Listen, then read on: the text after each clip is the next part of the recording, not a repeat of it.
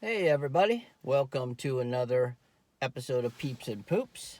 And this is Mr. Poops. Yay! This is Yoshi, starring as Mr. Poops. He has a lot of I guess he has a lot of names, but he's a Staffordshire Terrier, American Staffordshire Terrier Rescue. He's a boy. He's about a year and a half. And so we're thinking about taking him. Maybe Baxter's going to do it and have him be a therapy dog. So he kind of goes places with us. And today he's going to go run a couple errands. And I wanted to talk to everybody about shared behaviors, right? So shared behaviors that's just what I call when one dog is doing one behavior and then the other dogs or even pets, because the cat copies these things too, funny enough, copies the behavior, so they start sharing these behaviors. And one of the things we had happen recently was he's pretty much dialed in. He's like pretty solid. um, and then of course he gets along great with Barnabas the cat. And the first rescue that landed in Susan's lap is Susie, Little Miss Peeps. So Peeps is kind of like, she's a corgi chihuahua, and Susan brought her back from the death, literally. And so she's very like, and then she'd been here just doing whatever the two of them have been doing for a while. And then I actually got a call at like 4 in the morning when Susan brought in a 90-pound German Shepherd that was just going crazy in the house and tearing things apart, and the two of them fighting. Blinds up on the table, just, like I don't know, like a cartoon, but with a 90-pound German Shepherd and this little alpha corgi chihuahua just going crazy on this thing. And this big baby boy going, what's going on? Where am I? I'm 90 pounds freaking out, tearing apart the house. So that's how I got involved over here, which has been just awesome. So the dogs are pretty dialed in, but she did this thing. It wasn't an adoption, it was more like an obsession with her and the gals at work.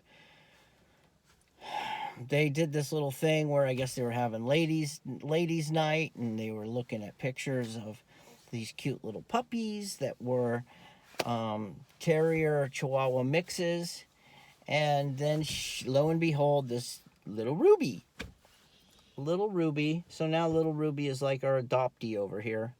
um, but that wasn't me. Little Ruby is like, well, she's this little Puerto Rican Chihuahua Terrier, and she's really cute, but she does this these wild bouncing jumping things. And then 90-pound Mr. Poops here sees the little Chihuahua doing all this jumping, and I mean, you would not believe it, but when this guy puts on his dancing shoes, he's amazing in a way that we don't necessarily want. He's like jumping up and down like a Chihuahua. So that's one of these shared behaviors. And the other day, Barnabas the cat watches the dogs do their routine. They do their threshold, they do their sit, they do their go to their place, they turn around, they're sitting in their crate, they wait. It's been raining outside, there's been a lot of dogs, so we've been doing some feeding in the crate where the bowl goes in, dogs eat, bowl gets lifted. So Barnabas watches this, and then we're talking about shared behaviors. The cat goes in one of the crates and sits down and turns around and looks at me like, okay, Rainer, bring me some food. Which, the cat's on a different program, but she did that, which was, I can't train cats. I mean, that's like way beyond me. So, and then the cat started jumping up and down like the Chihuahua. So rather than me being able to teach that Chihuahua, Ruby, off, she knows sit, finally. She wiggles so much, she wiggles, she starts, I'm just crazy. My heart is pounding. And then it's like, come on, go to your place. And she like into her crate. There you go. Then she settles down and she loves it in there, and it's like brings down her heart rate. But when she's out, she gets so worked up and she starts jumping. And the other dogs and even Barnabas are learning this shared behavior where they're jumping up and down. And you have Mr. 90-pound Poops here bouncing up and down, and it can be dangerous. It can knock over, people. If I wasn't paying attention, 90 pounds of bouncing poop could knock me over. What do you think? Would you do that to Rainer? I don't know. He can knock over Baxter probably because Baxter weighs less than him. But Baxter's really good with him.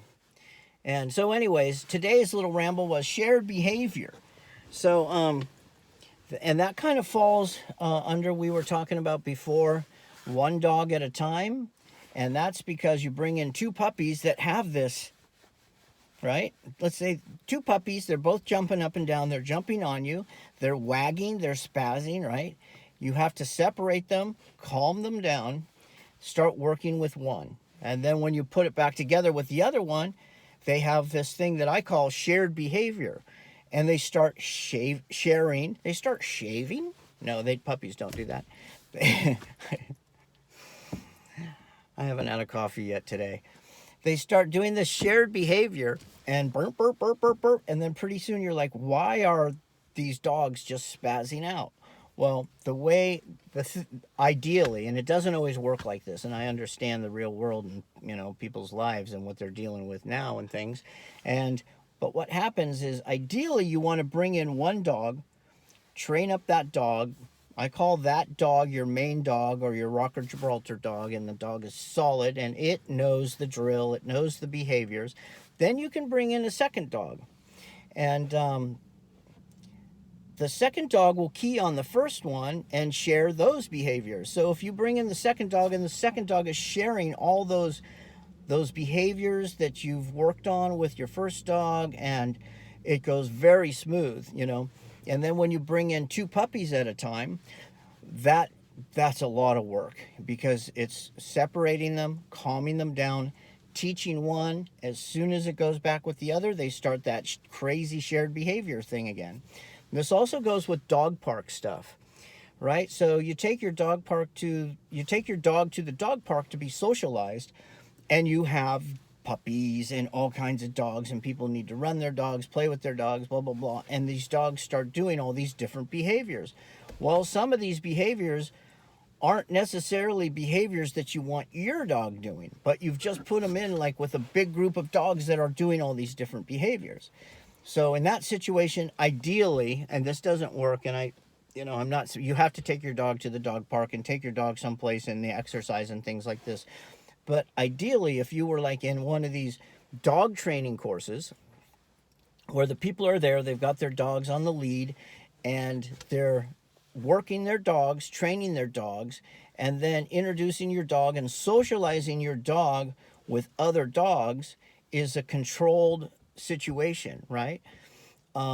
And then so two dogs come together, they just have enough interaction, keep it positive, keep it short if you need to, and then keep going. These other people are like walking their dogs, they stop, the dog sits, they can put the dog on a sit stay, come, these people have these dogs doing these behaviors that you want from your dog, right? So the shared behavior thing works two ways. Your dog can see really good behaviors and start acting like that, or they can see bad behaviors that you don't want, and it's just a dog doing a dog. It's where you and your dog are communicating and figuring it out, and your dog's learning what it is that you want. So there's no like bad dogs, it's just it's just today's thing is shared behaviors. Okay, so I'm rambling. I should probably get a coffee in me. You guys, thank you so much for watching, and we love you guys. Don't we, Mr. Poops? Blowing kisses. Here's his little Poops kissers. And we'll see you next time. Poof.